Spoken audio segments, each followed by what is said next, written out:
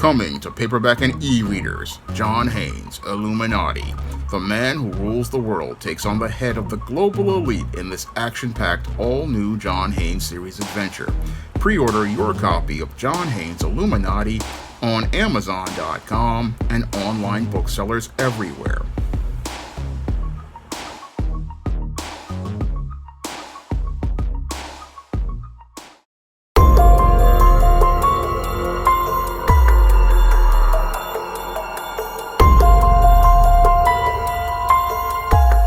Two men have been charged with murder in connection with the shooting that took place after the celebration of the Kansas City Chiefs Super Bowl victory.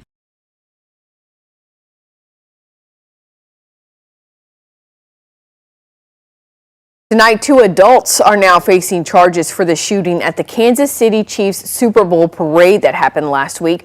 Both of them were shot and are in the hospital. Dominic Miller and Lyndall Mays each face second-degree murder charges plus other charges. The shooting killed one person and injured 22 others. A prosecutor says the woman who died, Liza Lopez Galvan, was fatally struck by a bullet from Miller's gun.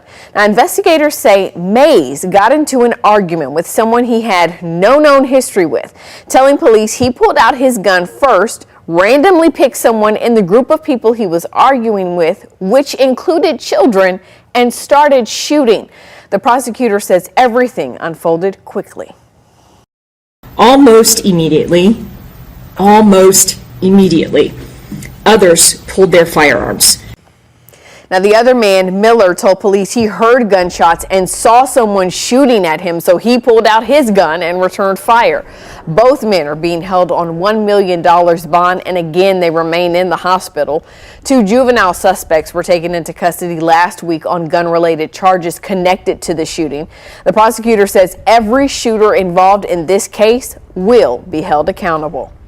Now, according to reports, 22-year-old Lyndall Mays and 18-year-old Dominic Miller are being charged with second-degree murder in connection with the shooting death of popular Kansas City DJ Lisa Lopez Galvan. Now, Lisa Lopez Galvan sadly wound up losing her life because Lyndall Mays allegedly was upset that a group of people were looking at him among the throngs of over 1 million people who came to the Kansas City Chiefs Super Bowl celebration. And because he was upset that these people were looking at him among the 1 million people who came to the Kansas City Chiefs Super Bowl celebration, he was so upset that he decided to pull out a firearm and decided to start shooting that firearm, allegedly hitting and wounding Dominic Miller, who allegedly pulled out his firearm, allegedly to return fire, and it was that crossfire that sadly led to the death of Lisa Lopez Galvan and led to many children winding up getting wounded in this whole violent incident. Now, after doing their investigation, the police soon managed to do their investigation and arrest Lyndall Mays, who they found out was the one who allegedly incited the incident, and Dominic Miller, who returned fire, and charged them both with second-degree murder. Now, the Kansas City police are still seeing this as an isolated incident, but when I take a critical examination of the alleged behavior of Lyndall Mays and Dominic Miller, it definitely fits the pattern and profile for beta males that I talk about in my book, The Man Crisis.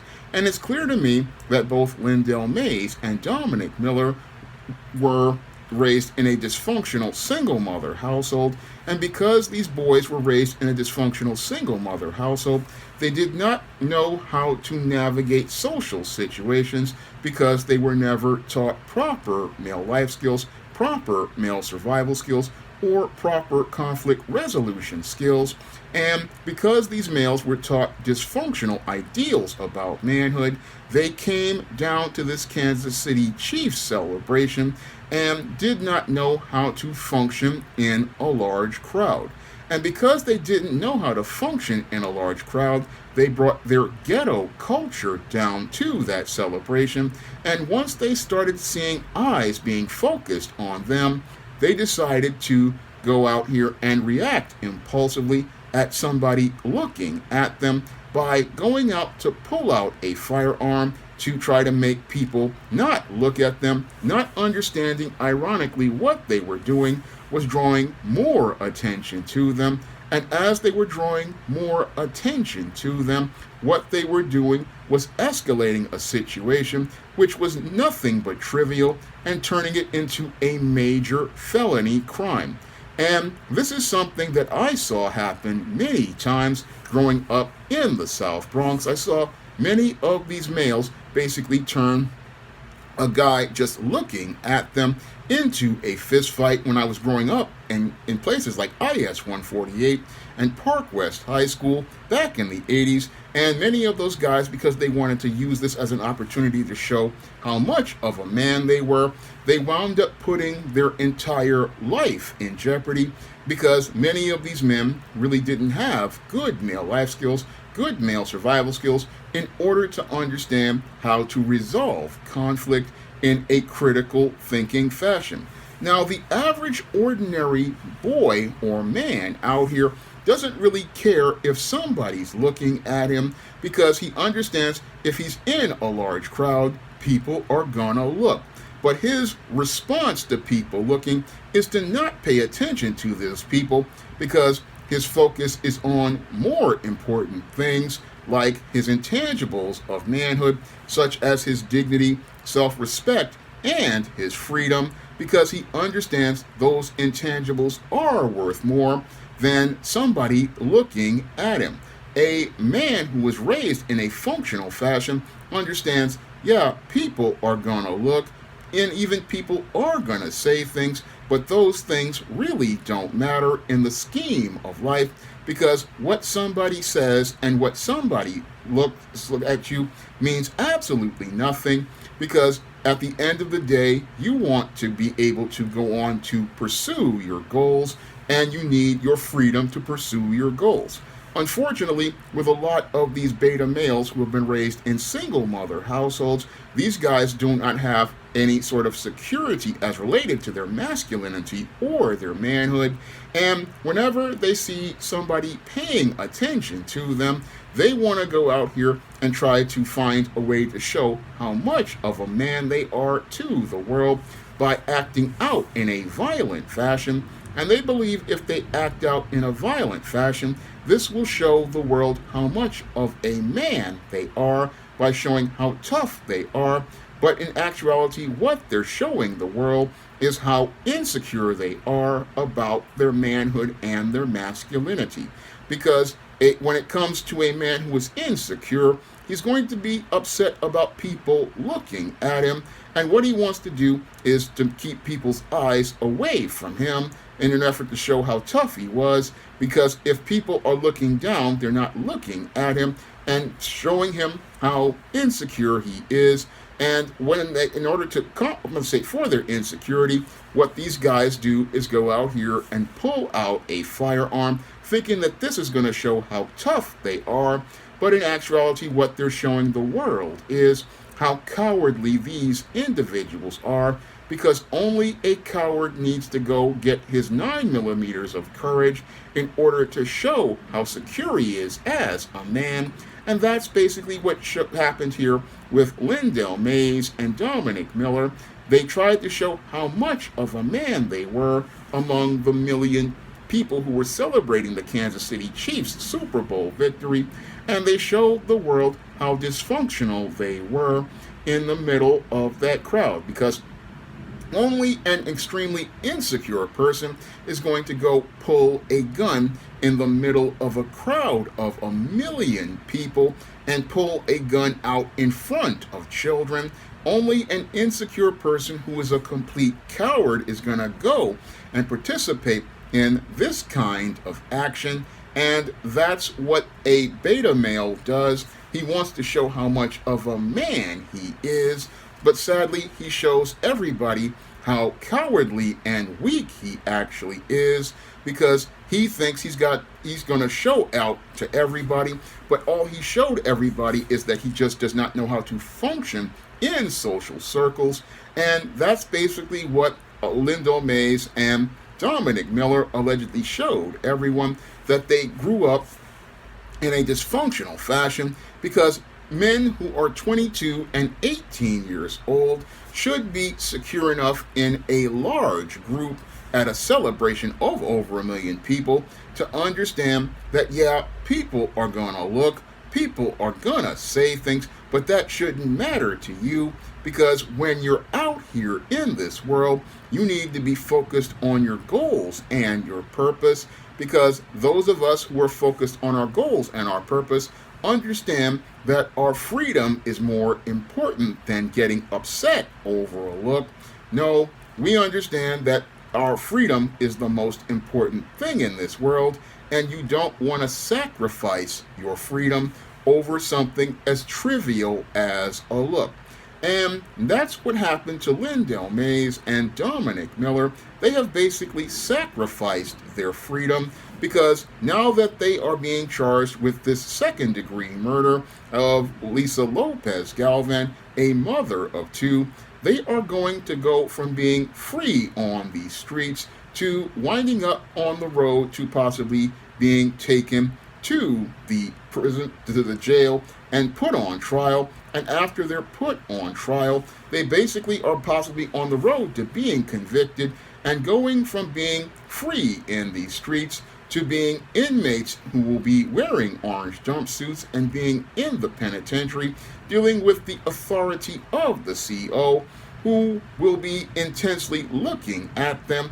And as he's looking at them, he's going to be enforcing the social rules of the penitentiary on them and the rules of the entire prison on them. And he's going to have, and these guys are going to have to deal with the long, hard looks of Bubba, Tiny, Roscoe, Big Dave, Melvin, and Mr. Sprinkles as they basically enforce those social rules, as they take these 18 and 22-year-old guys who are tough in the streets and turn them out and trade them for Little Debbie snack cakes, ramen noodles, packets of Crystal Light lemonade, packets of Crystal Light tea, packets of Crystal Light fruit punch, packets of Crystal Light grape, off-brand Oreo cookies, off-brand lemon cookies, off-brand duplex cookies, ginger snaps, off-brand vanilla wafers, off-brand pretzels, off-brand potato chips, off-brand Fritos chips, off-brand tortilla chips, snack pack puddings, sriracha sauce, soy sauce, peanut butter wafers, Kit Kat candy bars, Oreo, and other assorted parts of the commissary. These guys have gone from being able to watch the Kansas City Chiefs playing football to having Bubba, Tiny, Roscoe, Big Dave, Melvin, and Mr. Sprinkles playing with that booty hole, turning those tight ends into wide receivers as they score touchdowns in their front sides and their back sides, and Mr. Sprinkles basically spraying his special sauce all over their faces and their backsides after they go out here and hit the big score, as they go out here and slam one right through the backside and the uprights. That's what's going to be happening to these two individuals once they enter into the penal system, and they'll be in that penal system basically for the rest of their lives because they basically participated in the murder of a mother of two, all over something trivial as a look. And because these males were not ever taught to think about more important things, they basically are going to wind up losing one of the most important things in a man's life, and that is their freedom over something trivial as a look. And what's really sad is that almost 40 years since I've been out of junior high school, sadly, a lot of these males have not learned anything about manhood, because I remember back in my days of going to junior high school and running into these type of guys and trying to avoid having to deal with the kind of fights these guys would try to instigate. What has happened is many of these boys have not learned anything about how to be a man and how to navigate life. No, they're still buying into these ideals from the streets, telling them that in order to be a real black man and so-called take your respect, whenever somebody's looking at you, you got to go out here and fight that individual or try to show them how tough they are. But the kind of guys who call themselves showing how tough they are oftentimes wind up showing how much of a bitch they are when they are made into inmates in a penitentiary, because the guy who's insecure and overcompensating by carrying a gun to a celebration of a Super Bowl victory is somebody who is not really that tough, because a man of character would not need a weapon to go try to make people stop looking at him and stop drawing attention to himself. No, a man of character, he's going to understand that, yeah, people are going to look, but he's not going to care, because he's got more important stuff going on than this Kansas City Chiefs Super Bowl celebration, and he wants to go and accomplish those things. That's what a critical thinking boy who has good male life skills and male survival skills will understand. And that was a lesson I learned when I was in junior high school. I learned that if I wanted to get my diploma and I wanted to be able to move on in school, I couldn't be getting into it with these kind of guys who were upset over a look, because those guys would basically put me on the road to juvenile hall, and they would make it where I wouldn't be able to accomplish what I wanted to accomplish. That's why most healthy men brush off a look and don't put their whole feelings into somebody looking at them, because they understand they can lose everything over a look. And if you lose everything over a look, people are going to be looking at you and shaking their head, because they're not going to see a healthy man who knows how to function in the world. No, what they're going to see is a dysfunctional man who does not know how to do anything in life, because if he cannot do basic things like be able to understand how to avoid conflict, then that man isn't ready for the world. No, what we had at that Super Bowl celebration wasn't a pair of healthy men. What we had was a pair of dysfunctional Pookies, and these Pookies basically were dysfunctional men who basically turned a Super Bowl celebration into a tragedy because of the dysfunctional way they have been raised by their single mothers, possibly, and because these boys never had a father in their life to teach them how to be men, they basically turned a celebration into a terrible tragedy and a traumatic event that basically scarred the lives of multiple children, and scarred the lives of those children because these males didn't know how to be men, and basically turned a celebration into a situation that became a crisis. Now, if you want to learn more about what leads to beta males being dysfunctional like this, you can pick up my book, The Man Crisis, on Amazon.com in paperback and Kindle format. You can also find The Man Crisis at other online booksellers like Smashware's The iBookstore, Google Play, and Barnes & Noble. And you can also find it on Drafted Digital as well, and also be able to find that book everywhere. And it's going to help you be able to understand how to avoid situations like this and be able to maintain your safety and freedom. So if you want to pick up The Man Crisis, again, you can pick it up on Amazon and all these online booksellers. And you can also be able to help out the channel and help me to make more videos about The Man Crisis by donating to the Patreon, the PayPal, or the Cash App by clicking the links in the description box. That's all I have to say for this video. You can comment, rate, and subscribe. Now available in paperback and Kindle Unlimited, The Man Crisis.